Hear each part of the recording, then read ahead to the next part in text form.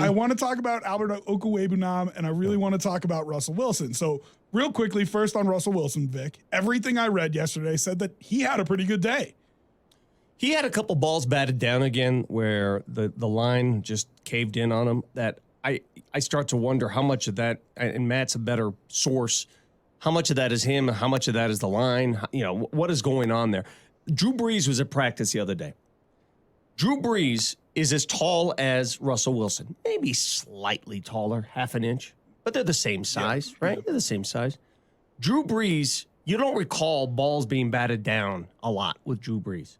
He had that over-the-top throwing motion where he was able to find guys without any issues, stood in the pocket. I wonder if that conversation took place with Russ. I wonder if Drew and Russ sat down and talked a little strategy on how to not get balls batted down. Short guy quarterback? Yeah. Okay. Look, they obviously, if Drew Brees is there, I would hope that Sean, Drew, and Russ all sat down for an hour at least and just talk shop. So Drew could try and give him or exchange information. I'm sure that you would assume. Yeah. But at the same time, you know what they say about assumptions. So assuming that I understand how to drive the car, we'll see what happened. So all I'm saying is Drew Brees had an incredibly good offensive line in front of him and massive guards. I mean, you remember Jahari Evans.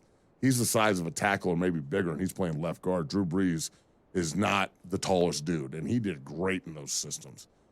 Look, every defensive lineman is taught, especially with shorter quarterbacks, when you get stonewalled at the line of scrimmage, just stop and jump and knock the ball down. He's going to struggle with that the entire year. But the couple times I saw it yesterday, it wasn't a matter of getting in a passing lane. They were right up, like, next to him, batting it down. That's because we're getting our asses Well, that's what I was going to ask you. So, how much is him and how much is the line? It's not him.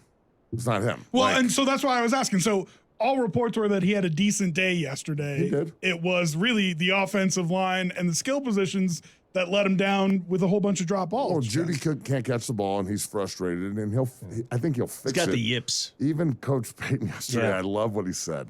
I can't tell you how many parents, players, and coaches have said to me, like, teach him to catch the ball. And I'm like, teach him to catch? What? Yeah. I'm going to throw it to him until he catches it. You're paid to catch. Exactly. And Coach Payton was like, you're paid to catch. It's not that hard. Yeah. And I was like, yes. Well, and it's not that hard. I hate it when people try to break it down. Yeah, man. I mean, just open catch your it. Fingers yeah, and it's wet not that. out, man. A catch is a catch. Nobody thinks about that. Nobody goes through the machinations of a catch. It's like breathing. But it's one of those things, though, that if one guy starts getting the yips a little bit and having trouble catching the ball, do other people see that and go, oh, I don't want to be that guy. I don't want to start dropping the ball. And then they start dropping passes too. And I hope not. Well, I heard that was a problem yesterday. There was definitely a lot of balls on the ground. Yeah, right? And so one of the big questions is it starting to get inside these guys' heads, not just Judy's, but that whole room?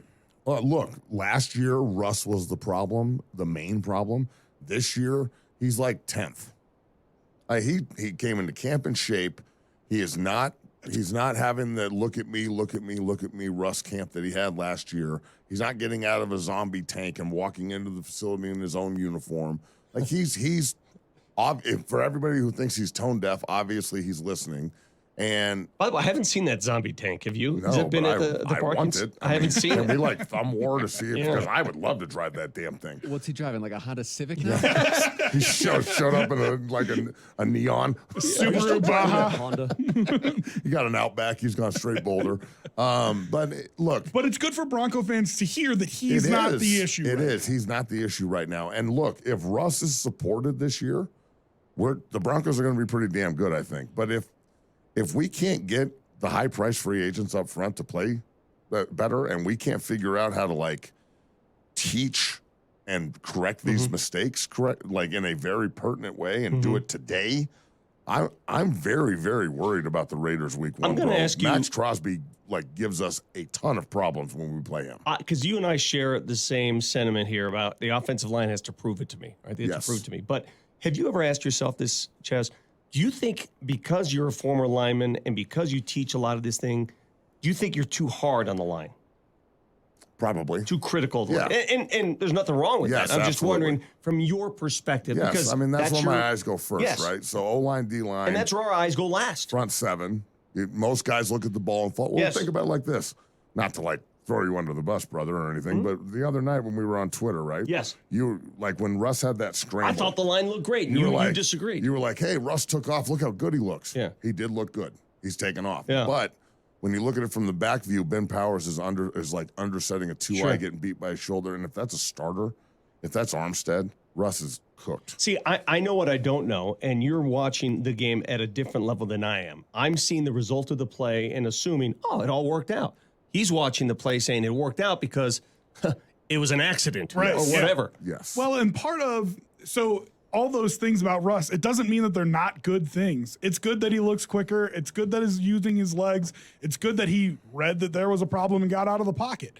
The problem is you had a problem in the pocket, right? And so, Ches, if we're going to do it, let's get into it. Let's do it. Because you're talking about Ben Powers on these video breakdowns, and it sounds like it's a twofold issue, which is what's really concerning. One, that there's a technique issue, and two, that there's a communication issue. Now, those are things that you hope that you're going to work out in camp, but it sounds like that it's been a constant problem, not only in the first 2 preseason games, but also in practice. Well, look, it's fixable. That's the best part.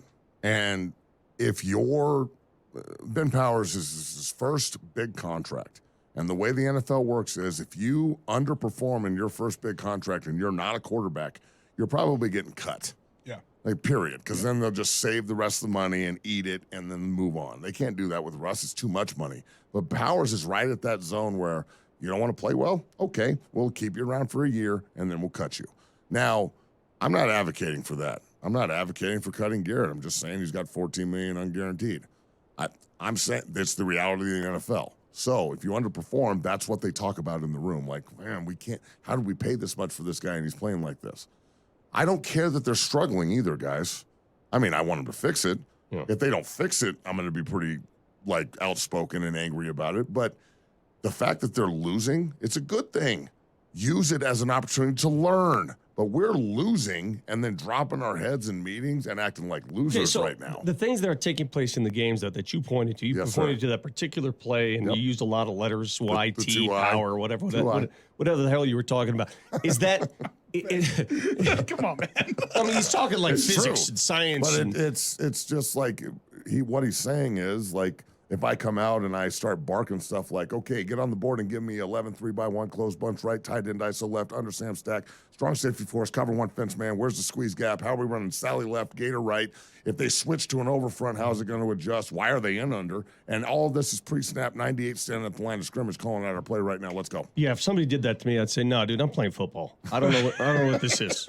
Just throw me the ball. Made me feel good that I understood about But- 70, 80% That's of it. good, that's good. But is that a player mental breakdown, or are they not teaching it properly? No, so power specifically. Yes. If you go, you can go to 60 Academy and see the breakdowns. It's on Twitter, it's on Instagram, it's on TikTok. If you have a 2-eye, his right hand's down to you, he's the left guard, and Powers is left guard, and he's stepping down to his inside shoulder and throwing both hands, and he loses, right? And Russ scrambles. He loses how? Because the guy knew he was doing it. Okay. So when he stepped down aggressively, the 2-eye was like, okay, now all of his weight's on his inside foot. I'm going to his outside shoulder and I'm exploding up the field. Battle within the battles. The battle within the battle. Right. So then what really concerned me was not necessarily that he lost on that play. Okay, you lost. Russ scrambled for a first down. No one really saw it. Vic thought it was a great play. I thought, wow. The 99% of Broncos country thought it was a good play. And it was. On Sunday, if he loses that rep at left guard and Russ takes off for 40 yards or whatever or scores a touchdown, no one's going to care other than me because I'm looking at it at the next play because it's all about the next play. Right. So even though that was productive because Russ is a freak and he took off and he looked really good and he can run again, he's not frumpy Russ. Now he looks like athlete Russ. It's awesome. When we went back to it now on the next series, and he's playing left guard against a 3 technique now, and they slide away, and he knows he's one-on-one. Mm-hmm. We're going Ray 3-man slide away, and now he's setting a 3 technique instead of a 2-eye. Ray Nitschke? Who's Ray? So Ray is a protection call. So when we walk up and they go, hey, Ray, 3-man away, and now the left guard, left tackle will rock one-on-one against 2 defensive linemen, right? So he's got a 3 technique on him, the backup 3 technique, who's a good player, but he's not Armstead. And he short sets him and throws both hands again, and the 3 technique clips the elbow and sacks Stidham around the ankles. Yeah. that is a repetitive characteristic And to by put a it- guard, and that's losing to a 2-eye with a double hand punch and losing to a tight 3 technique with a double hand punch. And if you put that on tape consistently, week 1's coming real quick. Well, so to put it into layman's terms, and correct me if any of this is wrong, Chaz, but really what it sounds like is here's Powers overcommitting to defensive tackles. He's reaching with both of his hands, which gets him off balance. And NFL players are going to know that they can take advantage of you when they do that.